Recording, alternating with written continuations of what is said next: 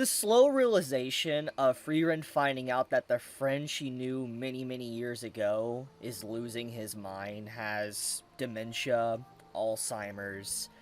It's a legitimate sad moment. Like, I think that, once again, there is a lot of show don't tell, especially with this scene, with Frieren's just eye movements. Like, just take a look at this. Just look at the way her eyes move. You see them waver and slightly wiggle a little bit. Just the shock, the realization that the person she knew, the person that she has been conversing with and communicating with for this past week, is someone that legitimately has just, they have lost their memories. They are slowly losing everything that made them them, and they are at the end of their life. It's a legitimately sad moment of this episode. It's enough to make me cry. Like, I'm getting emotional just even talking about this, because I feel like this is a really emotional scene just to show no matter how hard you hold on to the memories of your past, how hard you try to remember every good or bad thing that has happened to you,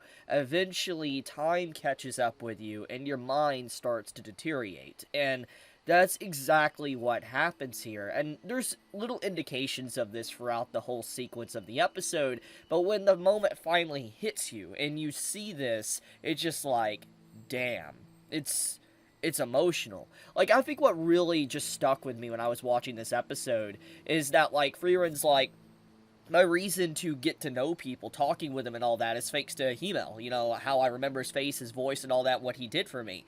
And she's like, I have a reason. And the dwarf just comments back and says, I see, a reason, huh? And his very message here, it strikes at the core of who Frieren is. He says he can't remember anymore.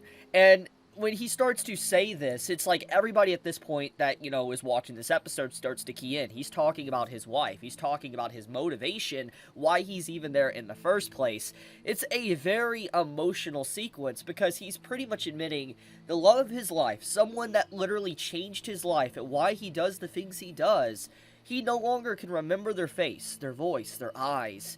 He probably doesn't even know fully how they even look like anymore, and it hurts him. You can tell deep down by the way he delivers the line, the way he presents this, is that it hurts him knowing that he legitimately can't remember the person that meant everything to him, his entire world.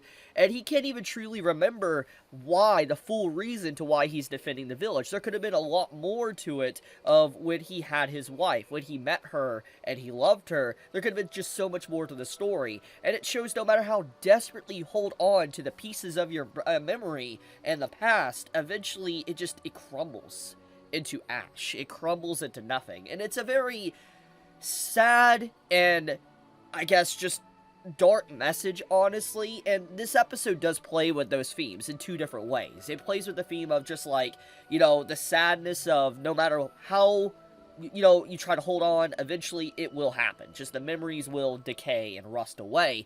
And we even have that scene kind of showcased here with the statues. You have the statue here with, you know, the different ancient heroes. And I think that this is a very good sequence, too. Showcasing even with statues to remember old heroes like Kraft and all that.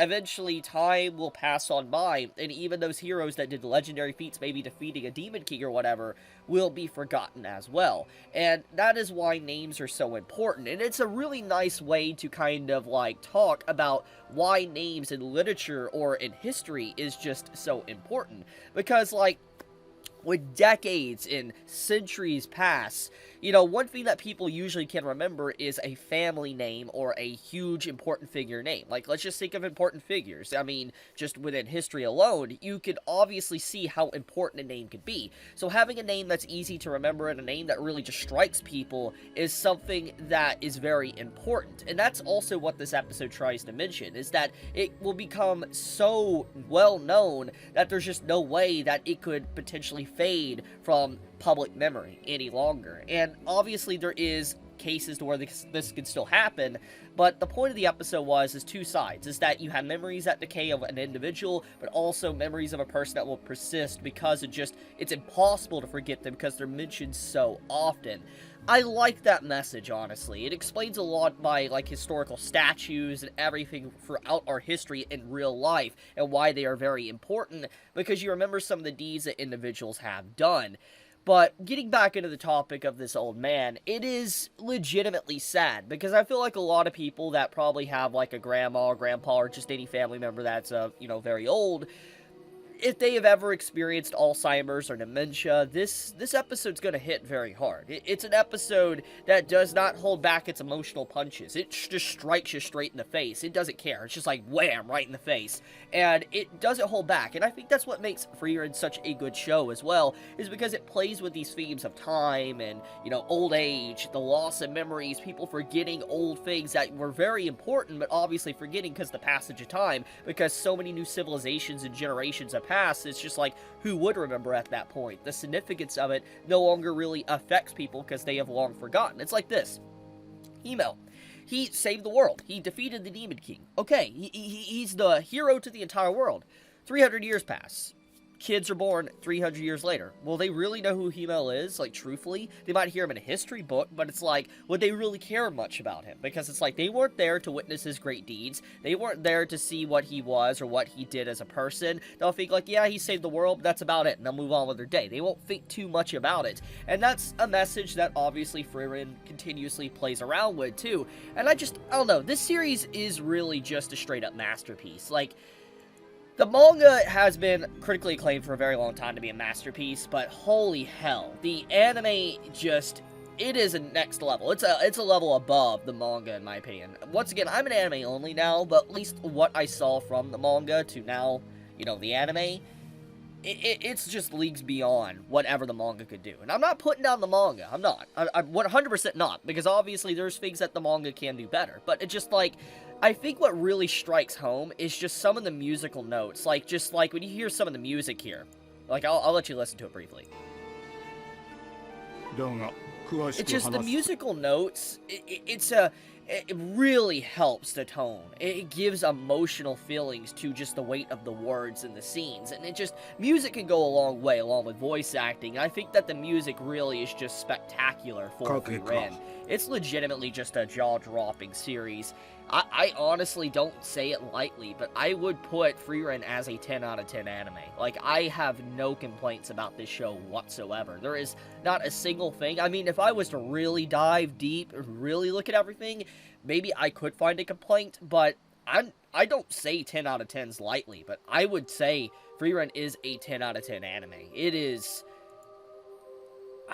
putting aside bias, like, actual bias from this year, things that really I enjoy, like Mushoku Tensei and, Jujutsu Kaisen and, Vinland Saga and all that. Vinland Saga was really good. Oh my goodness. I mean, pushing aside some bias and hype and all that, I really think Frieren might be the best anime of the year. I really do think that. If not, it's at least top 2. It's legitimately such a amazing journey. It is a very unique take on high fantasy. I mean, I think that the way it is presented is very tasteful. It's not many times we get anime like this. It's not. Most of the time, we just have a hero party going off to defeat the Demon King. But that's clearly not what's happening in this story. It's just questing and just doing each individual's quest. And it's like the epilogue of a story that's long since over. It's a really interesting take, honestly, on the formula of, like, a fantasy anime and manga. And I like that, and I think that's one of the big drawing factors why people are drawn to Frieren, is because of just the weight of what the messages it's trying to tell.